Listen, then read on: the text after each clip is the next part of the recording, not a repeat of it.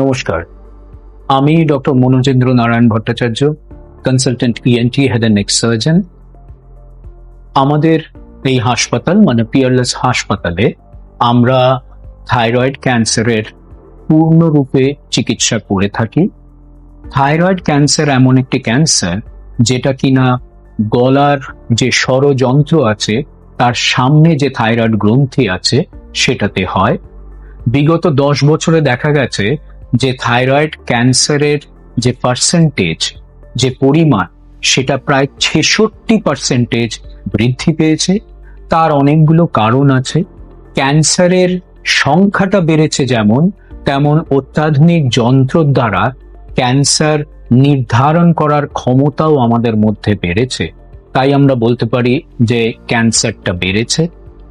এটা দেখা যায় প্রধানত মহিলাদের ক্ষেত্রে বেশি, পুরুষদের থেকেও। কিন্তু এর মানে এই নয় যে পুরুষদের হয় না, পুরুষদেরও ভালো সংখ্যকই হয়, কিন্তু মহিলাদের আরো বেশি হয়।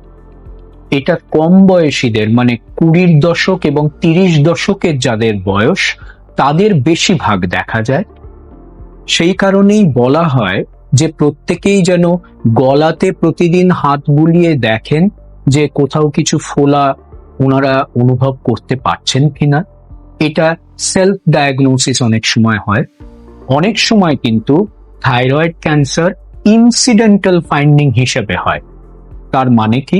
তার মানে হলো অন্য কোনো কারণে আমাদের কোনো ছবি তোলা হলো গলার, ছবি বলতে সিটি স্ক্যান কিংবা আল্ট্রাসাউন্ড।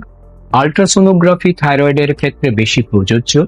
এগুলো করতে গিয়ে হয়তো দেখা গেল থাইরয়েডে একটা টিউমার ধরা পড়েছে। তখন আমরা ছুঁচ ফুটিয়ে এফএনএসি বলা হয়, ওখান থেকে কিছু কোষ নিয়ে আমরা দেখি যে এটা কি ধরনের ফোলা, সেটার থেকে নির্ধারিত হয় যে এটা ক্যান্সার কিনা থাইরয়েডে, এবং যদি ক্যান্সার হয় কি ধরনের ক্যান্সার। থাইরয়েড ক্যান্সার যখন হয় তখন তার প্রধান চিকিৎসা হচ্ছে সার্জারি। আমরা সার্জারি করে নিয়ে থাইরয়েড পুরোটাকেই বাদ দেওয়া হয়। তারপরে কিছু রক্তের পরিমাণে ওই টিএসএইচ লেভেল দেখে আয়োডিন স্ক্যান করা এবং আয়োডিন দিয়ে ওই বাকি যে কোষ যদি কোথাও থাকে থাইরয়েডের শরীরের মধ্যে সেটাকে মেরে ফেলা। এইভাবেই আমরা থাইরয়েডের চিকিৎসা করে থাকি। থাইরয়েডের চিকিৎসা করলে পরে পেশেন্ট কিন্তু পূর্ণরূপে সুস্থ হয়ে যায়। এতটাই সুস্থ হয় আপনারা হয়তো অনেক সময় বিশ্বাসও করবেন না যে যেদিনকে থাইরয়েডের সার্জারি হয়, যেদিনকে থাইরয়েডের প্রাথমিক যে চিকিৎসা যেটাকে বলা হয় পুরো থাইরয়েডটাকে বাদ দেওয়া, এই সার্জারি যখন হয় সেই দিনই কয়েক ঘন্টা পর থেকে পেশেন্ট কথাও বলতে পারে এবং পেশেন্ট সমস্ত কিছু খাবার দাবারও করতে পারে। তো থাইরয়েড ক্যান্সার এমন একটা ক্যান্সার আমরা বলে থাকি যেটার যদি আর্লি ডিটেকশন হয় এবং ঠিকঠাক ট্রিটমেন্ট হয় তাহলে কিন্তু পেশেন্ট পূর্ণরূপে সুস্থ হয়ে যায় এবং তার যতদিনের আয়ু সে পুরোটাই তাই জীবিত থাকতে পারে। এই আমার সঙ্গে আজকেই আছেন যে ভদ্রলোক, তার কিন্তু থাইরয়েডের ক্যান্সার ধরা পড়েছিল ওই আল্ট্রাসাউন্ড এবং ছুঁচ ফুটিয়ে মানে এফএনএসি করে। তার আজকেই সার্জারি হয় এবং সার্জারির পর উনি কি বলছেন সেটা আপনারা শুনুন। কয়েক ঘন্টা আগেই সার্জারি হয়েছে, উনি কিন্তু আমাদের তরফ থেকে সুস্থই আছেন। এখন কেমন আছেন ওনার সঙ্গে কথা বলে নিয়েই আপনারা দেখুন উনি কিভাবে কথা বলছেন এবং আপনাদের কি বলছেন।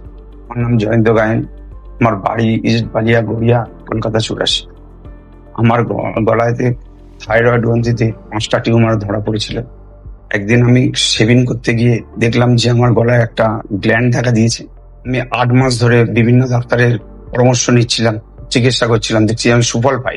আমার একজন রিলেটিভ আমাকে সাজেস্ট দিল যে পিয়ারলেসে এমএন ভট্টাচার্য, ডক্টর এমএন ভট্টাচার্যকে একবার দেখাতে বল। ডাক্তারবাবুকে দেখালাম। ডাক্তারবাবু দেখলো, দেখে বললো যে এক গ্ল্যান্ডের টিউমার আছে।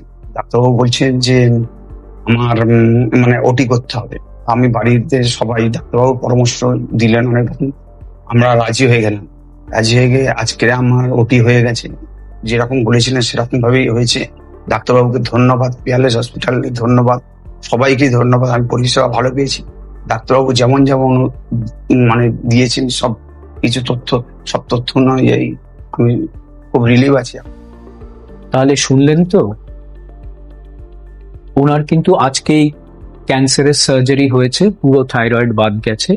তো তাহলে মেসেজটা হলো যদি থাইরয়েডের আর্লি ডিটেকশন হয় এবং যেরকম ভাবে চিকিৎসার যে প্রোটোকল বা পরিকাঠামো আছে সেটাকে যদি পালন করা হয়, তাহলে থাইরয়েড ক্যান্সার কিন্তু পূর্ণরূপে চিকিৎসাযোগ্য এবং পেশেন্ট কিন্তু পুরোপুরি সুস্থ হয়ে আবার তার নর্মাল জীবন ধারণ করতে পারে। নমস্কার।